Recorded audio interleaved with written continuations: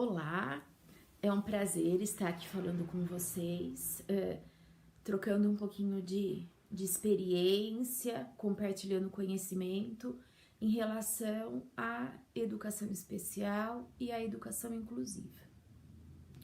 O que eu quero conversar com vocês hoje é a respeito dessa diferença que existe entre os públicos que nós atendemos.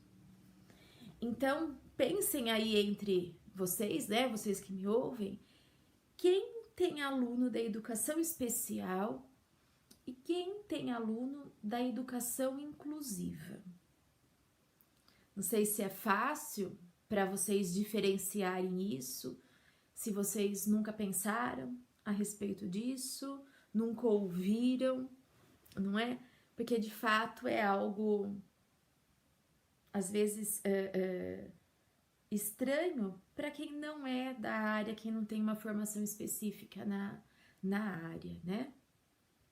Eu acho que todos vocês que são os tutores já ouviram falar nas salas de recursos, já ouviram falar dos intérpretes, né?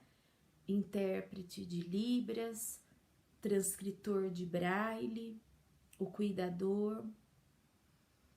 Esses alunos que têm os serviços que eu estou dizendo para vocês, as salas de recurso, o intérprete, o transcritor, o cuidador, são alunos que fazem parte da educação especial. E também, uma outra situação para nós identificarmos quem são os alunos da educação especial é o nomezinho que vem no diário, né? A observação que vem na frente do nome dele. DI, DV, DA, autismo, né? E também nós temos outros alunos que não se encaixam em nenhum desses exemplos que eu dei e que vocês estão como tutores deles, né? Então, a diferença entre educação especial e educação inclusiva é exatamente essa. Nós temos a educação especial, que são os alunos com as 4 deficiências: visual, auditiva, física e intelectual, autismo e altas habilidades.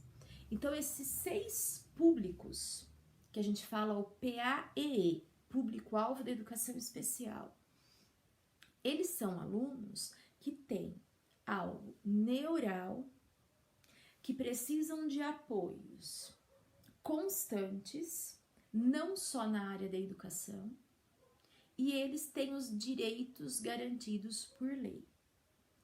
Ou seja, são pessoas com deficiência e que têm um amparo legal. Esse amparo legal que eu digo, gente, não é a respeito só de escola, não, tá? É em relação a vários fatores, como, por exemplo, hoje a gente não fala mais aposentadoria, mas o benefício, né? O benefício de prestação continuada, que é o BPC, as vagas de carro, né? Quando tem lá aquela cadeira de roda, se vocês procurarem, quem que pode estacionar? Só quem usa uma cadeira de roda? Não. O cego, o deficiente auditivo, o deficiente intelectual.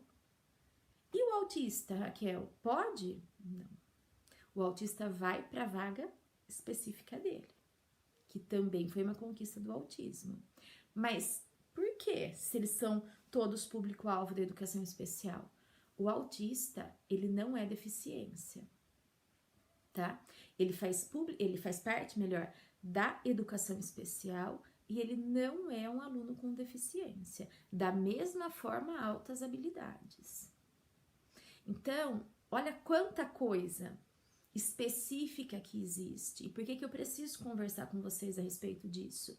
Porque nós trabalhamos com esse público e nós temos que ter essas informações, não é? A gente não pode se equivocar em relação ao que o nosso aluno tem. Então, o aluno da educação especial, por que existe essa diferença? Quando, na Declaração de Salamanca, há um tempo atrás, foi decidido melhor, né, por um grupo de países, que todos os alunos com alguma necessidade educacional especial, eles podiam fazer parte da educação comum com os devidos apoios, certo? Esses devidos apoios, eles foram garantidos para o aluno da educação especial.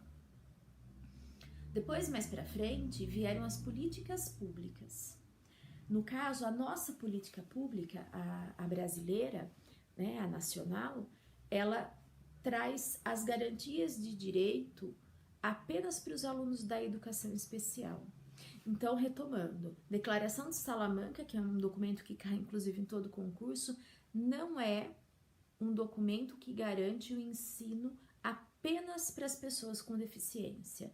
É um documento que garante o ensino para todas as pessoas com necessidades educacionais especiais. Agora, a política pública, ela garante, ela direciona, ela organiza o ensino para as 4 deficiências, altas habilidades e autismo, da mesma forma que a LDB. Então, gente, o que dentro da educação, agora voltando para a educação, o que diferencia esses alunos é ter ou não ter deficiência, ou ser ou não ser considerado como deficiência para os efeitos da lei. Então, nós temos as 4 deficiências que fazem parte da educação especial. Autismo e altas habilidades, eles não são deficiências, mas eles são pessoas consideradas como deficiente para os efeitos da lei, só para os efeitos da lei. Vou dar um exemplo. Hoje, o autista tem que ter uma vaga específica para ele, para que a sua família estacione seu automóvel, certo? A vaga de deficiente é para as 4 deficiências, mas o autista, ele é considerado deficiente para os efeitos da lei. Então, o que vai acontecer? Ele tem que ter uma vaga específica para ele. Então, aqui eu trabalhei um pouquinho com vocês a respeito de educação especial. Agora, e os outros alunos? Não é? Quem são os nossos outros alunos? Quais são os alunos que têm tutor e por que ele tem tutor? Nós vamos ter também os alunos com transtornos de aprendizagem. Dependendo da literatura, é falado transtorno de aprendizagem ou distúrbio de aprendizagem. De fato, dentro do nosso grupo, a maioria dos tutores atendem distúrbios de aprendizagem. Quem são eles? A dislexia é uma, descalculia, nós temos, é um número pequeno, mas há alunos com descalculia. Nós vamos ter transtorno de déficit de atenção e hiperatividade, que chove. Nós vamos ter falha no processamento auditivo. Todos esses diagnósticos, eles são, pessoal, de alunos com transtornos de aprendizagem ou distúrbios de aprendizagem. Eles também têm uma necessidade, eles também precisam de um apoio, mas eles não são considerados deficientes para os efeitos da lei, certo? A dislexia, no caso, né, ela vai ter alguma diferença legal na questão de um concurso, de um vestibular, é direito dela ter alguém com ela para ler sua prova ou escrever sua prova, mas assim, são direitos ocasionais, certo? Então, os transtornos de aprendizagem, eles são considerado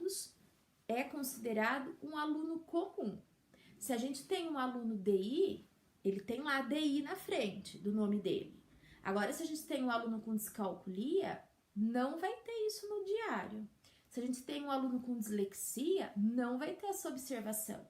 Um aluno com TDAH não vai ter essa observação, porque eles são alunos da educação comum.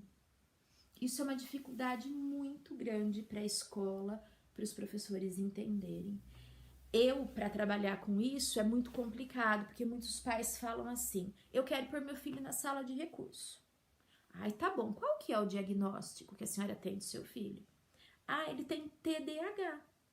TDAH, respondam aí para mim, né? É educação especial? Não. Quem tem direito à sala de recurso? Educação especial. Só que o fato da criança ter alguma necessidade, ela já é vista dentro de um mesmo saco, dentro de um mesmo bolo. E é isso que nós temos que ir quebrando. Nós não podemos ter esse pensamento. Esse pensamento de ver todo mundo como igual, né? Eu, inclusive, coloquei para vocês em uma das mensagens que eu escrevi, a normalidade, a homogeneidade, ela não existe, não é? Imagine para as pessoas que têm uma necessidade de apoio maior. Então, são pessoas, como todos nós, um diferente do outro, com necessidade também diferente. Eu posso ter uma falha no processamento auditivo, você que me ouve, uma falha no processamento auditivo. O meu comprometimento jamais vai ser igual ao seu, né? Então, o trabalho com os alunos da educação especial ou da educação inclusiva, eles têm que ser individuais. Nós que fazemos formação para vocês, não é? Nós tentamos da melhor forma exemplificar tudo, mas cada um é um dentro da sua necessidade. E depois, dentro disso também, nós vamos ter quem? Os alunos com transtorno psiquiátrico. TOD, TOC, esquizofrenia, são transtornos de cunho psiquiátrico, que quem cuida deles é o psiquiatra, o médico da saúde mental, acompanhado de medicamento, certo? E, na grande maioria, esses alunos, eles têm um cognitivo muito mais desenvolvido do que os demais.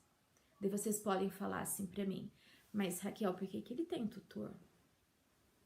Não é? Como a questão da tutoria na Secretaria de Estado da Educação ainda não há uma resolução, quem tem e quem não tem, como que o Ministério Público adota isso? Ter ou não ter um diagnóstico.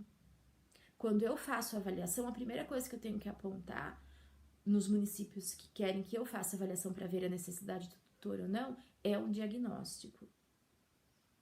Só que qual diagnóstico? Então, nem sempre isso está claro para o próprio Ministério Público. É um diagnóstico que não precisa, muitas vezes, de um apoio pedagógico. Ele precisa muito mais de um acompanhamento na área da saúde. No caso, eu estou dizendo das doenças mentais. Mas o fato de ter um diagnóstico, muitas vezes dele apresentar um comportamento social inadequado, essa família recorre, não é? Ela pede e o Ministério Público acaba aceitando esse pedido por conta dele ter um diagnóstico e pela própria questão da falta de uma política pública que garanta esse profissional. Política pública da educação especial. O que vocês quiserem saber sobre os direitos que os alunos têm, eu vou postar depois para vocês esse documento. Dentro da política pública, então ela garante direitos para educação especial, ela traz direitos. Quais são os direitos? Salas de recurso, intérprete, interlocutor e cuidador.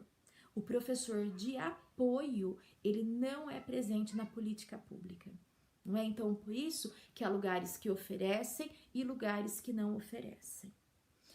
Todo apoio é bem-vindo, todo apoio é necessário, não é? Mas nós precisamos saber diferenciar isso para que, inclusive, a nossa fala, o nosso discurso, ele não seja equivocado, ele não seja retrógrado, não é? Eu tenho aluno de inclusão. Quem não é da inclusão? Porque incluir, o que é inclusão? Né? Inclusão é encontrar barreiras para o meu desenvolvimento ser igual dos outros. E as barreiras, isso que é muito triste, as barreiras elas não são internas. As barreiras elas são externas. A sociedade, nós que colocamos as barreiras para que a pessoa não consiga ter um desenvolvimento, não é? Então, quando se fala em barreiras, quando se fala em inclusão, é isso. A inclusão é a pessoa que encontra barreiras sociais para ela vir a se desenvolver. Eu vou dar um exemplo para vocês bem rápido disso. Eu sou uma pessoa que eu não tenho um braço. Eu nasci com amputação. Eu vou a um restaurante, um self-service, tá? Então, eu levo a minha bandeja, pego a minha bandeja, melhor dizendo, e o prato em cima. Já coloquei a bandeja, o prato, tá? Pela lei de acessibilidade, todo restaurante tem que ter o quê? Um apoio para essa bandeja correr. Porque esse apoio, todos podem conduzir a sua bandeja. Só que eu vou a um restaurante que não tem isso. Então, eu vou fazer o quê? Eu vou segurar minha bandeja, meu prato, e eu não tenho esse braço. Como que eu vou me servir? Eu encontrei o quê? Uma barreira. Uma barreira que foi colocada e, nesse momento, minha deficiência, ela apareceu. Não sei se ficou claro para vocês. Então, assim, resumindo de uma forma bem rápida, né? O que eu quero trazer aqui? Documento hoje que rege a educação especial, política pública da educação especial. Traz os direitos para esses alunos, que são as salas de recurso, transcritor, intérprete e cuidador. O público, as 4 deficiências, o autismo e altas habilidades. Autismo e altas habilidades não são deficiência, são transtornos que têm têm os mesmos direitos garantidos por lei que as pessoas com deficiência.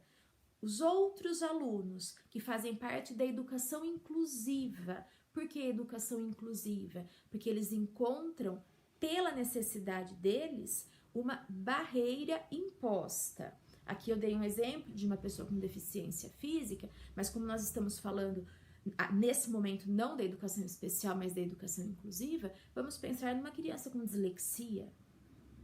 Ela tem uma dislexia, ela tem um professor de sala que enche a lousa.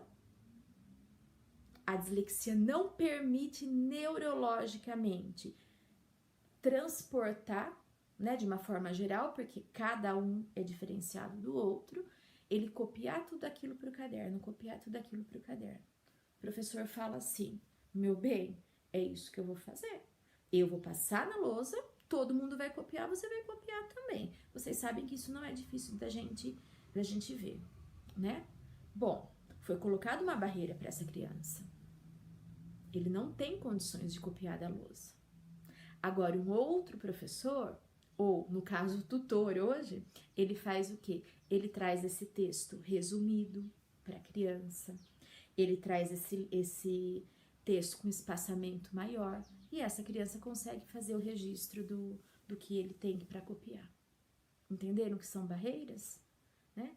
Então, essas questões nós vamos trabalhando na nossa formação para ir ficando claro para vocês. É isso que eu espero, é isso que eu tenho como objetivo, não é? Nós conhecermos ferramentas, conhecermos estratégias para atender a todos da melhor forma possível. Então, nós vamos continuando, não é? Nos próximos vídeos aí com a nossa formação e onde eu vou trazer cada dia um assunto em específico. Muito obrigada!